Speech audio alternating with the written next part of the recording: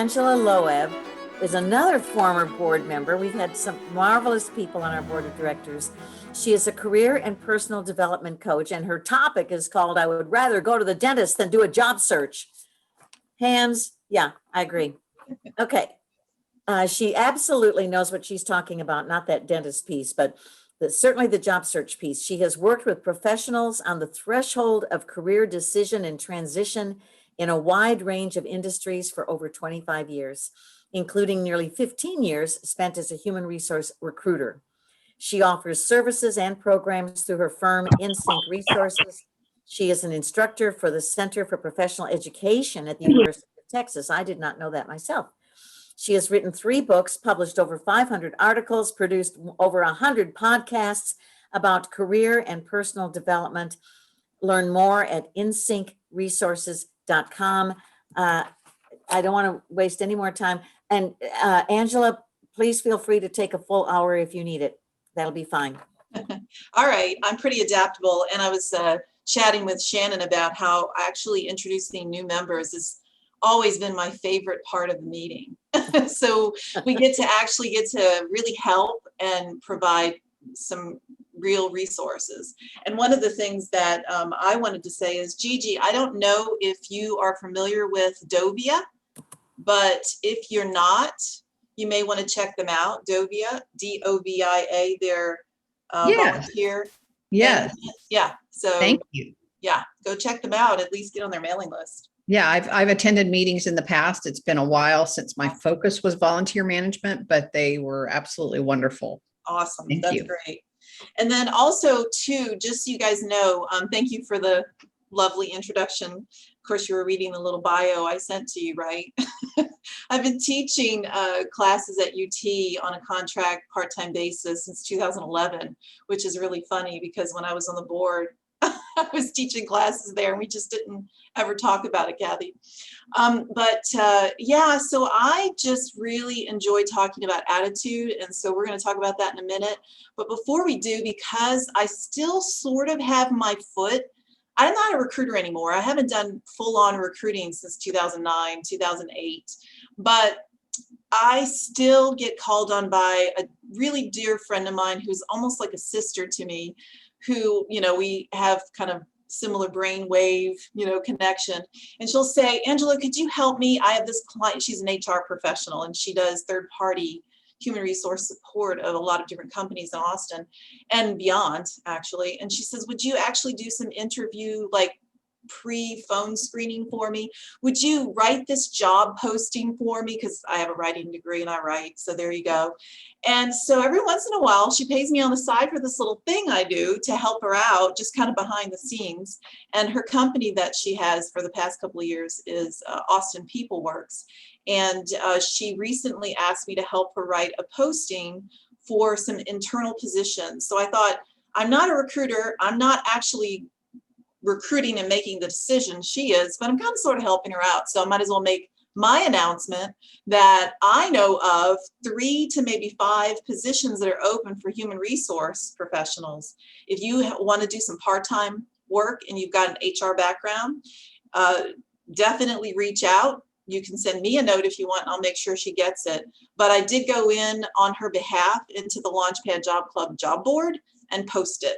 So I don't know if it's been approved and posted out there yet, but we did put it out there. So hopefully Launchpad Job Club members can see it. So anyway, I'm making a plug for my friend's company. She's growing. There's a lot of hiring going on in Austin, thankfully. And so she's hearing a lot about this and she needs HR professionals to help out with that effort. And it's just part-time work, and some of the people she has working for her actually have full-time jobs and they just kind of do this on the side. So anyway, without further ado, I thought I would go ahead and get into my topic. I've spoken here, Hired Texas, Job Seekers Network, and many other little smaller organizations for a long time, and sometimes several times a year. And I give a lot of tips out for the actual job search and the career transition itself, sometimes career exploration, but most of the time it's about resumes and interviews and salary negotiating and search strategy and uncovering job opportunities. And do we need to rely on the ATS Or can we actually make connection with people who have the power to hire us? And how do you do that? And what is the recruiter's role? And what recruiters can and can't do? And because I've been in that role. But my favorite topic of all is attitude, and the attitude in a job search. In my first book, I sent it to a friend. I was giving her it was just going to be about resumes initially, how to write good resumes. I was a recruiter at the time, working with all of these fabulous candidates, and they were sending me their resume. And I just thought, oh, great candidate, terrible resume, over and over and over again. So I thought, hey, what if I came up with some tips to help people with their resume? And I was just writing a book about resumes. And she said, you have a lot of great stories about helping people in their interviewing process and getting great jobs and supporting their family. And, your work as a recruiter is a little bit more than just, reading resumes. And I said, that's true. And of course, when she did that, she gave me a license to actually write about what I love, which is human behavior and how we have control over attitude and that sort of thing. And so my first chapter in the book is about attitude. So I was really like, she unleashed me. Since then, I haven't stopped writing about it. And I think I have a lot of perspective because I work with a lot of people who are in a situation where they've been laid off, they've been fired, I've been fired, so I know how that feels. Where they're in an uncertain situation, maybe they're having some sort of career crisis, some sort of existential crisis that's relating to their career. We spend so much time in a working that this is such an important aspect of our life. So it's an area where we have a lot of issues that come up. And this title of this presentation, I would rather go to the dentist than do a job search, is something a client actually told me one time when he was sitting down with me and talking to me about his circumstances, which was during the Great Recession, getting laid off with a massive amount of other colleagues in his division. And he's just totally like, I just don't want to do this. And I told him I got it. I understood. However, job search is not some sort of secret code you have to crack. It's just skills that you don't get to use all the time. So and thank goodness, because who wants to be a professional job seeker? I mean, nobody has ever come to me and said, I just love this adventure I'm going on of a job search. Now, sometimes people really get into the personal development side of it, into the self-exploration side of it. Getting to know themselves can be enlightening. Some of us really like doing what a friend of mine calls belly button gazing, where we're kind of looking at ourselves, understanding ourselves, and that, for some of us, is fun. I find it fun. But for some of us, that's just enough. Let me just get a job and do my job, so I get it. I totally get it. So here's what I want to do, the points that I want to make today. I'm not going to, yes, I'm going to do some things that are a little bit more esoteric. I'm going to talk about some of the challenges that we typically face. None of it will be news to you. The attitudes that I think are most useful, and some stuff about attitude, because again, one of my favorite topics. And then science, behavioral science and neuroscience. I'm really fascinated by this and have been since I can remember. And then I'm not going to leave you without some ideas. I want you to have some action items that you can take away and go on, right? We may not have a lot of time for Q&A, but if we do, I'm certainly happy to answer questions, not only just about this hopefully motivational, informational, inspirational stuff, but maybe some pragmatic stuff. I'm actually happy to answer questions like that, resumes, employment gaps, things like this. So let's go ahead and talk about there's a lot of challenges in a job search, but there are two in particular that I want to address that actually lead to, how we would look at attitude. And the first one is, like I just mentioned, job search skills. Like, how do you do a job search? I mean, for someone like Kathy, for someone like me, for someone like Shannon, we do this all the time. It's like, it's the air we breathe. It's what we do. This is our profession. So for us, it's like, yeah, of course we know these things, but do you know them? Especially if you haven't done a job search, like Gigi, you haven't done a job search maybe in 20 years or more. Some of us actually maybe put feelers out while we're still working, and we're in a situation now where we really are faced with true full-on reality of, I'm in a full-blown job search. This wasn't just me putting my toes in the water to see what it would be like by maybe taking a few interviews or yeah, when that headhunter called, I went ahead and talked to them. No, this is full on, you're in a job search and you're leaving your comfort zone. You're also leaving your comfort zone sometimes too around the whole networking piece that has to go on with a successful job search, because really answering ads and being on the computer and hitting the submit button on postings is not your most effective strategy to uncover a job, not to mention just the sheer amount of competition there is for those postings and the attention that you're trying to get from the company. And if there's a recruiter in the way, and very often they're in the way, they are your gatekeeper. Your situation is that you really do need to rely on talking to people. And if you haven't talked to people much about your career or your job search, maybe you've just networked on behalf of your company or talked about your services and products that you worked with at your company. This is definitely leaving your comfort zone. So learning those skills, or should I say, kind of stepping into the skills that don't always seem 100% comfortable. That's one of the biggest challenges that I see that people face in their job search. I would say the second challenge is no. And the fact is that human beings have a lot of different fears. We have different fears, like we have a fear of not being accepted. We have a fear of being judged. And guess what? You're going into the job search mode, hoping that they will accept you and they will hire you and they will judge you fairly and correctly based on your merits and abilities and so forth. Will I fit in here? That's one of the biggest things we humans are always like stressed out about. And guess what? 100% of the time in a job search, that's the mode you're in. And this reminds me, Kathy, a long time ago, I have never forgotten this story. You said you worked with a client once who actually, back in the old edition of What Color's Your Parachute, there was a chapter that Richard Bowles had in there, which was called The Anatomy of a Job Search. And it was a page full of no, no, no, no, lines and lines of no, and at the very end, yes. And that your client tore that page out, stuck it on the refrigerator, and every time she got a no, she would exit out. So I wonder if you remember telling that story. I remember it. I thought, oh, that is so, like, making a game of it is one way to like deal with the challenge of the potential of rejection.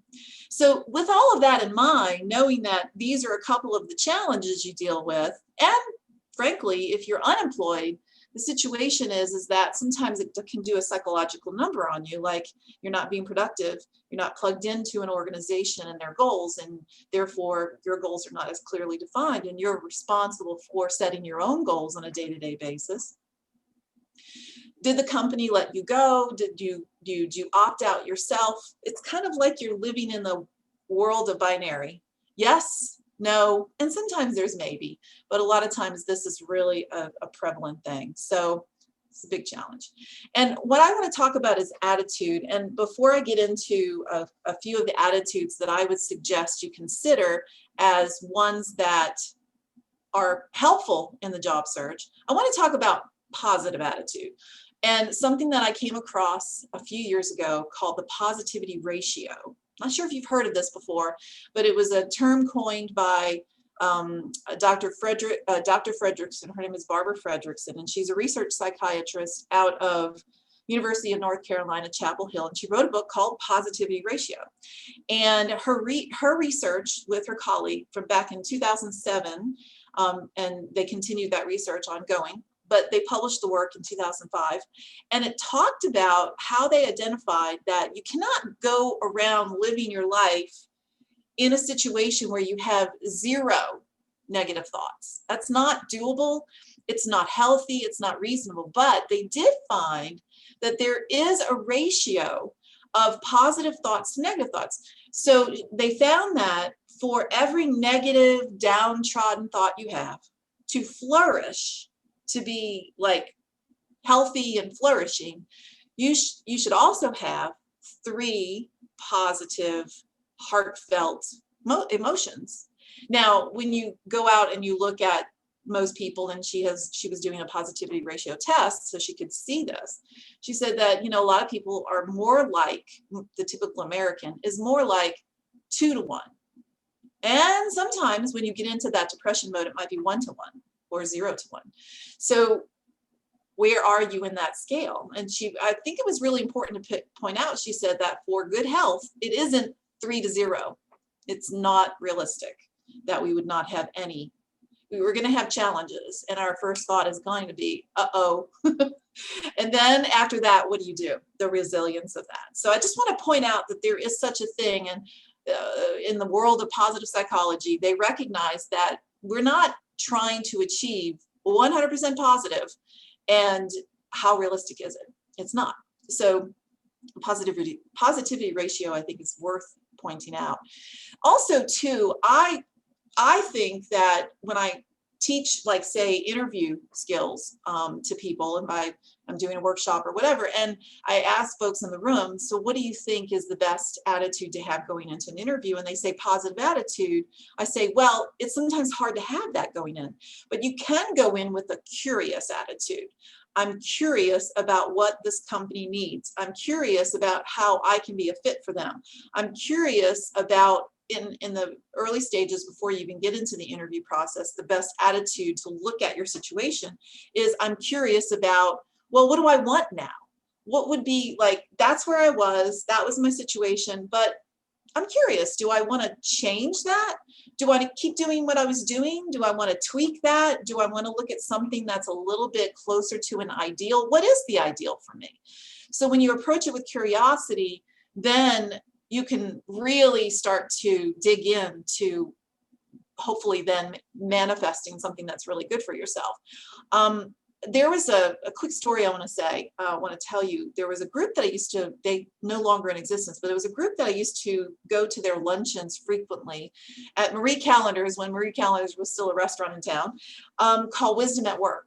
And one time they had a guest speaker that I was really fascinated to hear. A friend of mine and I used to go to these meetings pretty frequently. And she was a Buddhist nun who was also a professor at the university in the religious studies department. And she told a story about how when she was at a faculty and other professors from the religious studies program were getting together in a meeting, the Jewish studies professor brought up something and was kind of in a challenging tone to her about something going on in her program. And she said that her immediate first response was wanting to be defensive. She wanted to be defensive. And she realized that through her training, her Buddhist training, that she was taught to, instead of your first response being defensive and negative, is to actually bring forward the attitude of curiosity. So it neutralizes the situation. And so what she did is she, again, wanted to, but then her training kicked in. And so then she said to the other professor, so what makes you think that? Tell me more about that, why that is your perception. Totally diffused him. He actually, his body language, she said, was taken aback, and he sputtered a little bit and then changed, the tone of the way he was discussing it. And then later during a break, while they all went to the break room to grab coffee or whatever, he pulled her aside and said, you've made me see something in myself that I never really realized about the attitude in which I approach things. Because in my family growing up, I don't know if it's a cultural thing or what, but we would find it intellectually stimulating to intellectually challenge people and have argument, have discourse and discussion in what could come across as perhaps a negative way. And what you did was just totally diffuse that. And I just am amazed. But thank you for bringing that to my awareness, because I didn't realize that was the kind of default setting for myself. Just blew me away when I heard that story, because I thought about how many times could we use that in our circumstance.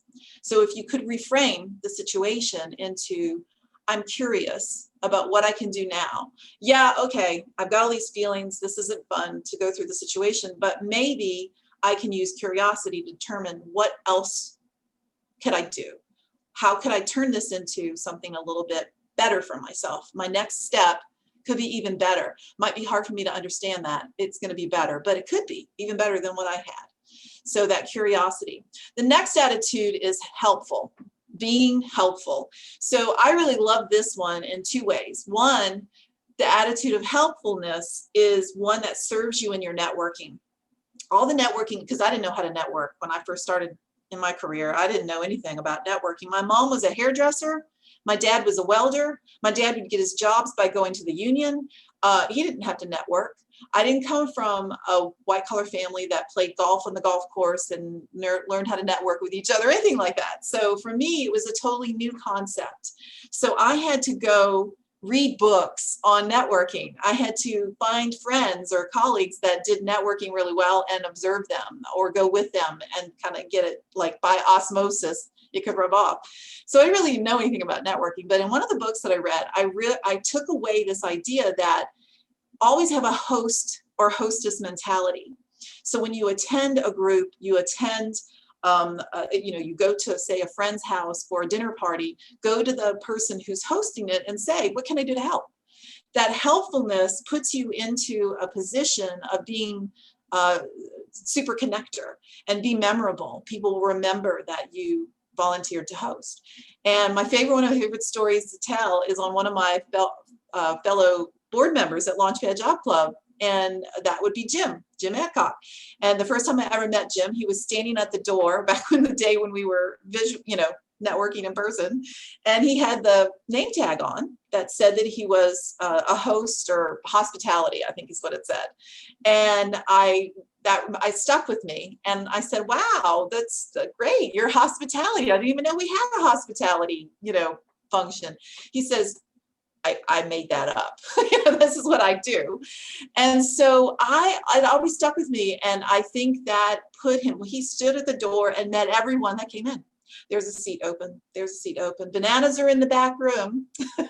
So that host or helpfulness attitude was super helpful, I think, to him in helping him to make connections, to get a job later. And then also when you're in the interview, you bring curious and helpful together, and you're asking the employer, in effect, or you're showing up with the attitude of, I'm curious about how I can help here. So tell me, you're listening to what their need is in the role that they're trying to hire for. And then you think about how you can be helpful in that role, how your background and your skills and qualifications match. And then you can tell them helpful stories about your fit in the position. So helpful is definitely a super important one. Now, there's a third one that I would be remiss if I don't mention, and that's grateful, the attitude of being grateful. When you are grateful, you try to hold a negative thought in your mind at the same time as you're holding a thought of grateful. It cancels it out. You can't do it. So positive psychologists know this. Martin Seligman and his team, who is obviously contemporary of Dr. Barbara Fredrickson, because they're all in this positive psychology and studying this field. But Martin Seligman is a very well-respected psychologist in his field. He was even the head of the American Psychological Association for a while. And he and his team came up with like 6 different things with their subjects to do to see what they could do to increase happiness. And one of the things, there were a few of the things that came out of that study that actually helped to make the feeling of happiness last longest. Some of them that they did had just a short-lived happiness, factor, but some of them actually and the 3 good things exercise actually lasted 6 months of happiness from just doing this for a week. And that is where at the end of the day, you sit down and you write down in a journal, in a notebook, on a piece of paper, or whatever, 3 good things that happened to you that day. And not just what they were, but why they were good. It's very important, I think, to actually define why they were good, because that's going to really make it sink in. Doing that every day for just a week gave the subjects 6 months of measured happiness. So it was like, wow. So that is one of the things that I think can be super helpful, the grateful. Also, hello, if you are out there and you're networking or people are helping you out, expressing gratitude to them that is such a good feeling exchange, and people are more willing to help you when you've expressed gratitude. You followed up with them and expressed gratitude. So definitely the attitude of gratitude. I cannot stress this one enough. If you don't do anything else, this one is just so critical. And why do you want to have this? Because you will like impress the people who are trying to hire you. If you've got the chip on your shoulder, if you haven't processed the whatever issue you feel from the job situation you have been in or was in, or that they let you go. I love how Gigi was framing that. Look, I'm not going to go negative. I'm not going to go negative. You acknowledge it. You say, that was lousy. And then you have 3 positive thoughts. Remember the positivity ratio. So that's what you need to do. Now, one more thing too, I want to talk about attitude before I move on from this particular topic, which is, you know, just looking at this picture and looking at someone smiling, like, how does it make you feel when you see someone smile or when you are smiling? And some research, this is where we go into some more behavioral research here, behavioral science. In the UK and in Munich, they were doing some research, and they said that if you're down and you're feeling down, smiling actually prompts your brain to produce the feel-good hormones that make you as happy as, get this, eating 2,000 chocolate bars. It also gives you the same brain stimulation as receiving $25,000. So I don't know how they measure this sort of thing, but this is what they said in the study in the UK and Munich. So whatever happens internally with you in your internal landscape, what's happening inside in your brain, the hormones, all of the sort of thing, it does escape and shape your external landscape. So you're going to, it's contagious. Have you ever walked into a room where everything is so quiet? Like you feel like, whoa, did something bad happen? Because you're picking up on the energy of everyone's attitude and that situation, right? Or conversely, have you walked into a room or past a room where people are belly laughing? I mean, they're just cracking up laughing. And if you ever just pay attention to yourself, which psychologists call metacognition, where you have the ability to see yourself thinking, to observe yourself. If you ever observe yourself, you'll notice that, you start kind of feeling up. You start feeling like you want to smile. It's contagious. Attitude is contagious. If you've ever worked or have been in any dysfunctional group where they say, there's the bad apple, oh my gosh, that person started complaining, now everybody's complaining, you know exactly what I mean. It's contagious. So you, in your situation with your job search, with all of these challenges that you have and the potential attitudes you get to pick from, it's important that you put yourself into, I'm going to choose this attitude. This is the one I'm going to choose because it's going to affect not only me internally, like I would love to feel like I have $25,000, especially from a job, but also like, how are you projecting and affecting everyone else? One of the 6 sources of influences that I teach in that class with UT by Dr. Robert Cialdini's research is liking. We are powerfully influenced by people liking. It's funny because when I do any kind of coaching or teaching managers on interview skills, I'm trying to tell them, look, liking is so powerful. You're going to like a candidate, but you also have to make sure that they have the fit. They're the qualified fit. So we want to do as much objective decision making as possible. Even though liking is powerful, don't only make your decision on hiring a candidate because you like them. And likewise, candidates don't just make a job decision on making a choice on a job because you like who you're interviewing with. You need to dig deeper and find out more, right? Because liking is so powerful. And what does this track back to? This attitude stuff. All right, so we know it's contagious. We know it's important. So what's happening in our brains besides the fact that all these hormones are getting, produced when you're in a positive state of mind versus a negative state of mind? There is something that I want to mention, and I won't take a lot of time on this. I did, when I was writing the book, my first book, and I was writing about attitude, I thought, I can just say stuff about attitude and it's believable and we all have experienced it because we live a human life and we've experienced it. However, what is science saying? Is there anything that could be like some hard evidence around it? And I came across some work by Dr. Jeffrey Schwartz, who wrote a paper about the work he was doing with patients who are dealing with obsessive compulsive disorder. And he's a researcher and a psychologist out of University of California, Los Angeles.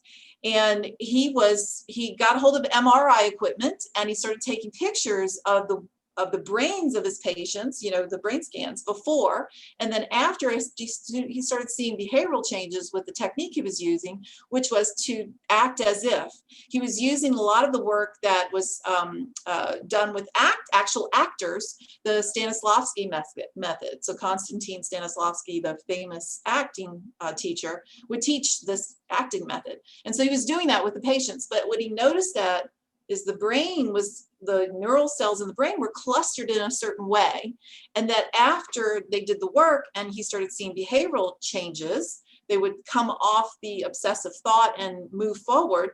He took the brain scan again, and he saw that the neural net, the way it was connected, had shifted, and that strands that had previously connected had reconnected in new ways. So the brain actually physically changed because of the behavioral efforts, the repeated behavioral efforts that the individual is making. So neuroscience backs this up, that when you do look at your attitude and you do make specific conscious choices, and then you create a shift in a way that when you do things, now you don't even remember how you used to do them, because now it's your new way of being, a new way of identifying in the world. It's like you've got muscle memory. You know how to ride a bike, but you don't remember, thankfully, you don't remember all the time you fell off the bike and skinned your knee. Now you just get on and you know how to ride the bike, right? Same thing happens inside the brain, in that once you start doing these things repeatedly, it starts to become a way of being, habit. So neuroscience can back us up on this. And again, the goal of this is not to eradicate all negative thinking, you won't, but it is to, how can you raise it up and make yourself more appealing and attractive to the employers? And you can, kick in that liking persuasion tool that's so important. So before I leave you today, I really want to get into some ideas on practical things you can do in the job search, in your career exploration. These are the things you can control, right? These are the things you can do in spite of the challenges that you're facing. So one of the things you can do is, of course, make connections. I always feel like if I'm telling this to someone who's attending a job club type meeting, I'm like, you're ahead of the game. Think of the people who aren't making connections, who are just kind of miserably, logging on and not making, any connections. They're just answering ads, and they're not looking at who they're connected to in a company, or who they might be talking to get an informational interview to explore a career. So making connections, the people, anything you look at, all the research that you look at around job search, is the most effective strategies are the ones in which people are involved. If it's just AI, if it's just the artificial intelligence or the technology, or in the old days when we didn't even have that and we actually mailed through snail mail on a typewriter resume to an ad that was posted in the classified section of the newspaper, even that wasn't as solid as actually walking in and bringing them your resume. So, anything where you have people connected actually increases your odds of success in the job search, making connections, even virtual connections, as Kathy was pointing out. You can control how productive you are and staying productive, because I can tell you, nothing can erode I'll say rejection can erode it faster, but your attitude can get pretty eroded pretty quickly if you are not organized, you're not doing things in a manner that have deliberation. I would talk to clients who would come see me, sit down and say, okay, Angela, I knew I needed to come see you so I could get back on track. And I was like, what's going on? Well, I was sitting at the computer, I was answering some ads, I looked out the window, I saw my neighbor's roof and his gutters were really clogged. And the thought occurred to me, maybe I should go over there and help my neighbor clean his gutters. And then I realized, what am I saying? I need to be actually remotivated on this job search and doing things that are moving me forward. Another client who wanted to set up recurring meetings with me every couple of weeks, not because he needed any more practical advice on how to set up his LinkedIn, what to do with his resume and so forth. What he really needed was to keep himself on track and knowing that he's going to report to me his progress, because he was doing things like, he said, I would go into the kitchen, open the junk drawer and say, I should probably clean this out, instead of his job search, or that corner of the garage needs to be cleaned out. So his wife said, call Angela. And so we had a few accountability meetings instead. I really love that if you get a chance to search in your job search with other people, when you have partnerships, accountability partnerships or accountability groups that you work in your job search with, that will help with your attitude. It will speed up your research, your job search results, and there's research to back it up. So staying productive is something you have control over, because you can wake up in the morning and go, woe is me, or you can say, what can I do, and get busy on. The other one that I want to mention is following up. So you can control following up. I have a lot of times where people ask me things like, well, I went through the interview and they said they would get in touch with me and they haven't, and it's been 2 weeks. So what should I do? Follow up. If you have met someone and you think, you made a good connection with them in your networking attempts, follow up.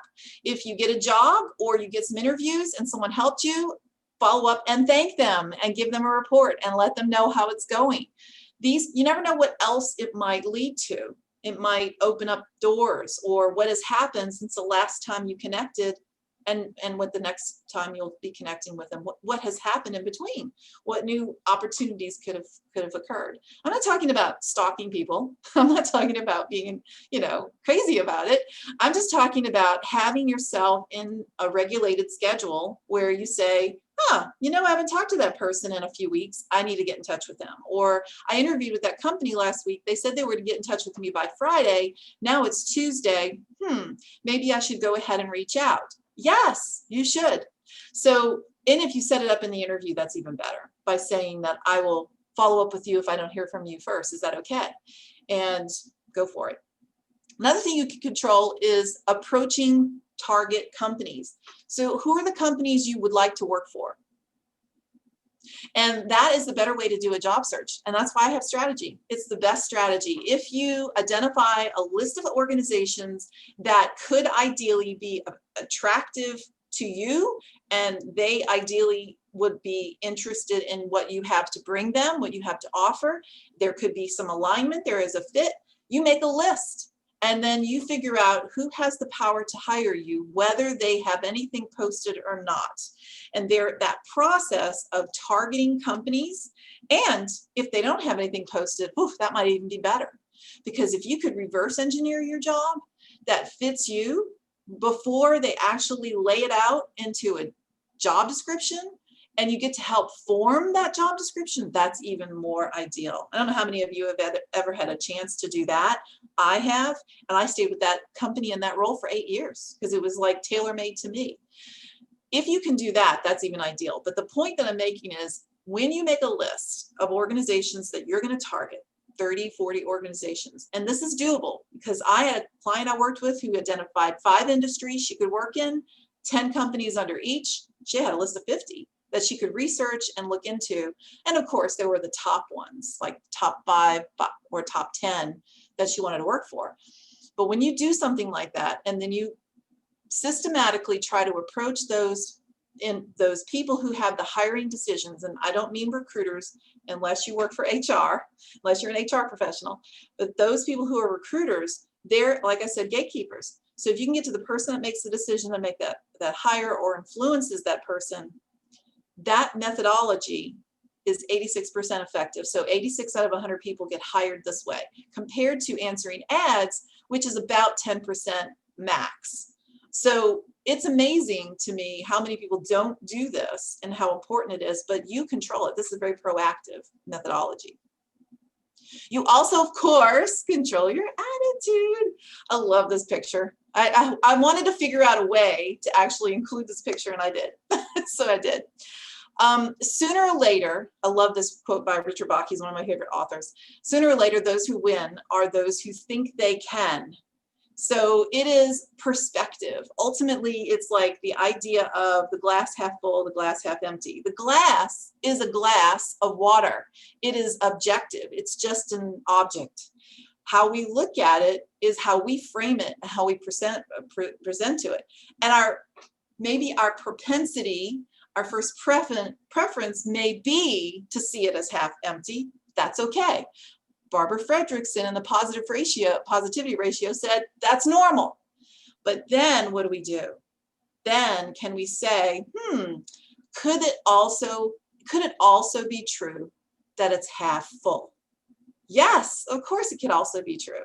So yeah, of all the things you can control, this is the one thing, that you can absolutely control.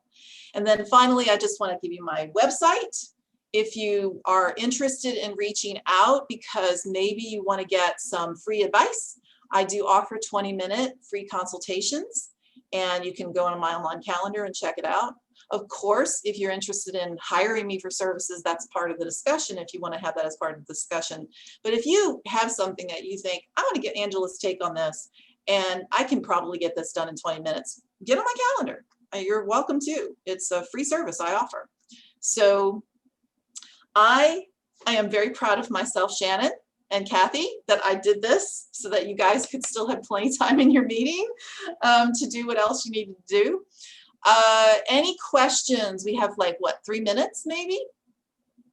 So yeah, who's got a question? That was great. By the way, that was great. And and you know what's funny? I want to say real quick is my brother is a dentist. Okay, so I'm not trying to diss on dentists here. I love my brother. So anyway, but I get it was a really good analogy. Sorry, Kathy, Okay. to check the chat bar. We do have Andrew had a question. Yep, I'm checking it out right this internal minute. landscape, external landscape. It's something that I think about, that if you take care of internal, like what's going on in your internal landscape, your attitude, your perspective, the way you're looking at things, then what happens is whatever's going on internally, it escapes and it shapes your external landscape. So because attitude is contagious. And so if you walk into the room with a smile on your face, you will influence others in the room. Now, maybe not all of them. And some people are really their negativity positivity ratio is way off, right? And you may not be able to lift them up. But I'm just saying that especially if you're trying to influence people in a job search, to hire you or to talk with you through the networking processes and so forth, I'm going to tell you a spoonful of sugar is a lot better than a spoonful of vinegar to try to get them to talk to you. So I'm just saying your internal landscape and the way you are really does. Your body language will betray you. 55%, according to body language expert Jan Hargrave, in her book, Let Me See Your Body Speak, she says 55% of our communicating is not with the tone of our voice and our facial expressions, but with our body language. But the facial expressions and the tone of voice are important. So you can try to fake it, you can be the Academy Award winning actor or actress, right? And you can probably try to fake it. But at some point, what's going on inside is going to sabotage you. It does. I was a recruiter for, like I said, and interview people every day, all the time for 15 years. And I still sort of kind of help out with doing that sort of thing with my friend and her company. And people sabotage themselves all the time. And they don't even know it. Sometimes they don't even know it. The word escapes their mouth and they don't even know they've said it. So that's what I mean. That was excellent. We do have another question. John Rothkeb, whom you know, says, Angela, who do you go to or what do you do when you get stuck? I have an accountability partner. So I have a regular meeting with my accountability partner every Monday morning. And I take my turn, she takes her turn, and she has been my accountability partner since 2008. So we know each other pretty well. And if we're in a challenge or struggling, there's someone who gets me. And what I love about my accountability partner, specifically her, is that she's very non-judgmental. And I think that's so helpful because she's not saying you should and you ought to, and I don't agree with you. It's not anything like that kind of relationship. It's very much objective. Whatever her goals are, I wouldn't want to do the things that she wants to do, but it's her world, it's her life. And so we really do help each other out quite a bit like that. But I also have a lot of tools that I use. One of my favorites is SHIFT. And that is an acronym that I keep in mind for subdue the hogwash, introduce facts and truth, SHIFT. Subdue the hogwash, introduce facts and truth. So I say to myself, what is the fear or what am I being stirred up about? Now, let me introduce some facts and truth, kind of like what I just mentioned about the glass of water. The glass of water is just objective, and I'm projecting something to it. It's half full or half empty. So if I want to reframe something, I need to ask myself, well, what could be true?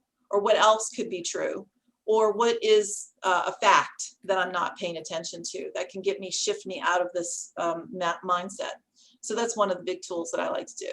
Subdue hogwash. You know what a hogwash is, right? It's nonsense. And you want to take your fear. And I love another acronym. I'm like pop psychology here, right? But fear, the false evidence appearing real. I like that acronym for fear, false evidence appearing real. So anyway, hopefully that helps. And so someone was asking about some research. No, everything looks, let's see, I don't see any more questions. Everything's just Somebody has said that they lost their internet a number of times and are wondering if they can see the video recording. Yeah, someone named iPhone said, in your research, did you encounter the concept of perspective in the sense that which appears positive has a downside and vice versa, so it's not strictly either or? Look, anyone who's objective, who's living in a shared human experience would say, okay, you've lost your job. Okay, that's uncertainty. That's okay, I lost my job. They didn't give me a severance, and how am I going to get paid next week? It's like, all right, so you're now in a perhaps crisis moment, right? And so I think a lot of us in the shared human experience would say, all right, you're entitled to some negative thoughts around that. But again, how long do you stay in that thought? How quickly do you shift into, I'm going to do something about it and I'm going to take some proactive actions? I worked with someone once who he got laid off. He had been with the company, I think it was, I want to say 15, 20 years, something like that. He was at a production, this manufacturing company. He was in a production role, and just quiet dude, showed up, did his work, had a happy life, low-key life. When we met, he said, I have not been able to come out of my house for the past week. I have been so stressed out and depressed about this that to come and meet with you, because at that time I was meet with him in person. And he said, it was everything I could do to get here today and do this meeting with you. And I was like, well, let's stop for a second and acknowledge that, because wow, that's the first step. You got to get past the icky so you can then start having some proactivity and some positive, let's move it forward. And who knows what his impetus was. Maybe he got a bill in the mail and realized, I got to get busy because I got to pay these bills. I don't know. He didn't share that with me. But yeah, I don't think it's, yes, I feel like I wouldn't judge anyone for having those negative thoughts at all. It's just, it's about the ratio, right? Yeah, and lots of times, I mean, there are, it's amazing the resilience of job seekers. I have some people probably in this meeting right now that have been unemployed, come back to Launchpad and other job clubs multiple times through the course of the last 20 years. Yeah. And always seem to be so upbeat and positive that you would never think, you think, wow, they must have really squirreled away some money, or they, because they seem so positive and so generous, such a generous spirit of helping others. Yeah. They have all of that. And then somebody will say, did you know, whatever, that this person doesn't have a home? Did you know that whatever? It's pretty amazing what people can do. Having having children is a wonderful impetus. It forces you to, you can't stay in bed. You Yeah, that's have true. to get out Yeah. and do something. You're an You example to know, them. They're looking yeah. at you and you're, When you don't have anybody else to take the reins and make it easier for you to suffer. You have to put on a happy face because you don't want kids to worry. And so you have to put on a happy face. So as you say, that makes you feel better and that makes you present better in an interview. That piece is huge. Yeah. And Coming also across in taking an good care of interview as a yourself positive. too, physically is important as well. There was studies that not surprisingly showed that came out during the recession of 2009 that, and I think this was a Canadian study, that, you know, job search, retirement, job search, divorce, losing a loved one's, you know, bereavement, and moving your physical location, a new house. These are all like the most stressful life stressors.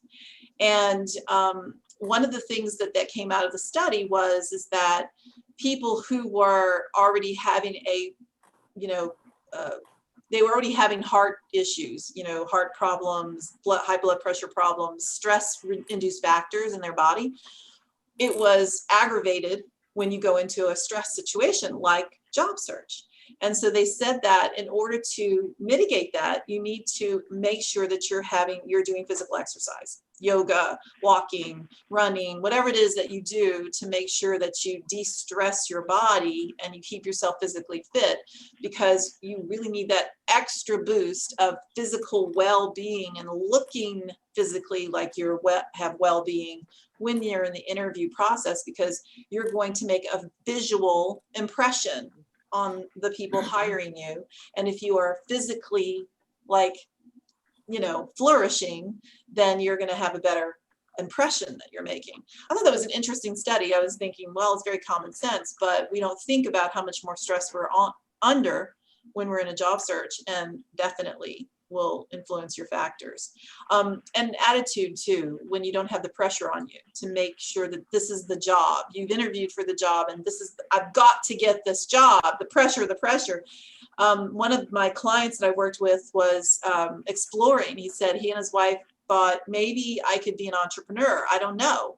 But I'm going to give myself this 3-month window because I have the severance and I have some money saved. And so I'm going to explore my paths, like what else. And at the end of that time, if in fact nothing comes from looking into entrepreneurship, I'll get a job. So we worked on his resume and all that sort of thing. And he told me the best interview he ever had was during this period, because it was with some vice president located in Dallas, and he was Austin based. And he said it was the best interview he ever had in his life. And I said, well, why do you think that is? He said, because I didn't care if I got the job or not. I was just relaxed and we had a great meaningful conversation, and it was just the best interview I ever had. And it was telling to him that once you take that pressure off, that attitude is so like critical in the interview. And I have a quick story. The reason why I was brought into the board of Launchpad Job Club in the first place is way back in the day when I was a recruiter and I was invited to come and speak to the organization, actually by Tara Stearns, a former board member. And I don't remember where we were meeting at the time, but it was some conference room in some building, Kathy. And I walked into the room and we had all these seats, you know, folding chairs out and everything. I walked into the room and I introduced myself to a couple of people, you know, how you network before the meeting got started. And I remember a gentleman who was like hostile, like he was actually hostile to me. And it wasn't me he was being hostile. He was just hostile about his job search and stressed out by it. And he says, so you're a recruiter. What jobs do you have? I want to know. Like this. And it was just like, whoa. I remember telling Tara that. And I said, Tara, this, you know, and she said, I'm going to do a talk. And so she did this talk on attitude and so forth. And it was just great.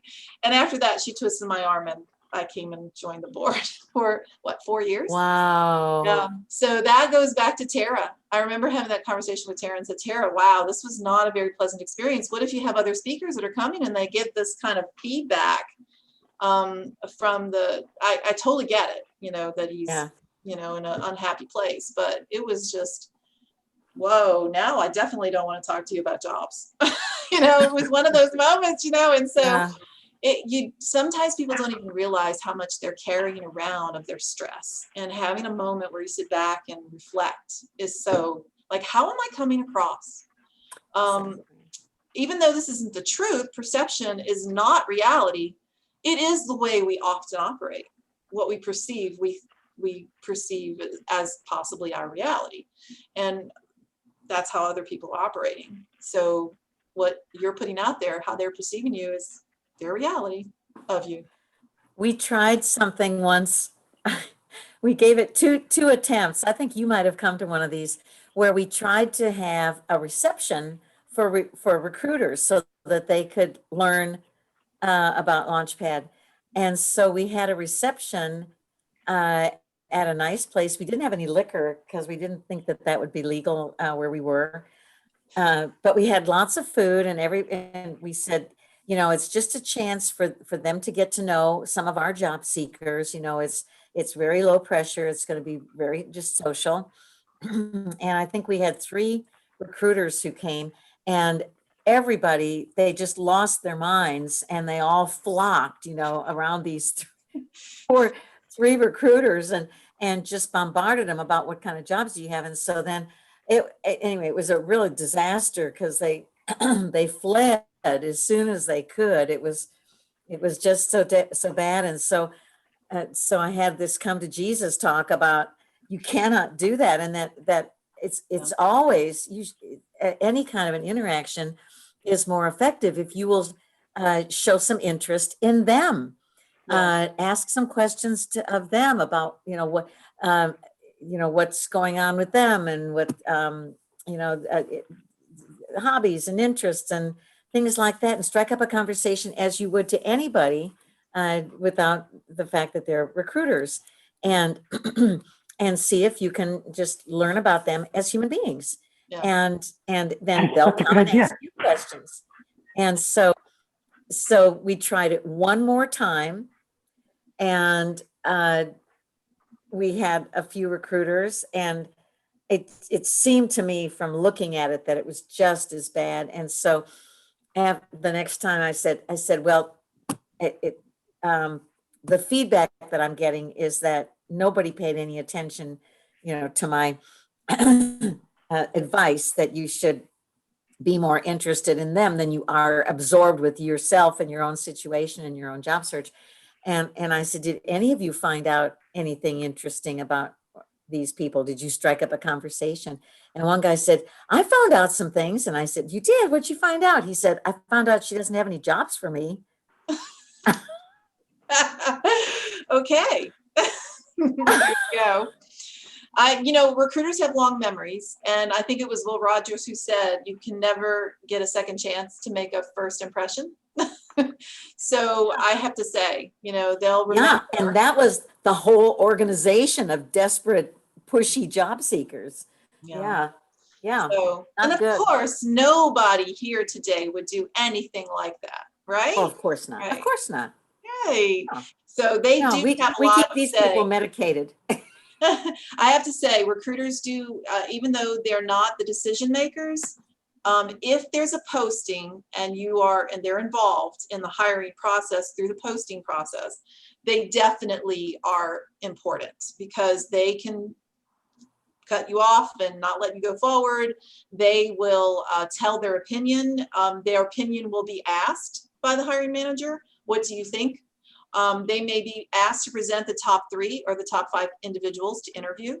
So it is a very important, always think about how powerful a recruiter is if you're in that process with them. But if you could bypass that and you can talk directly to the hiring manager or to someone who influences the hiring manager, then you're not, the recruiter doesn't care if they don't have a posting they're working on, if they're not trying to hire. It's if they don't know. So the people who are strategic minded, who maybe have worked really hard in their work. It's funny because most hiring managers, line managers don't like hiring because it takes them off of their work and their goals. So if they liked hiring that much, they might be recruiters or become recruiters.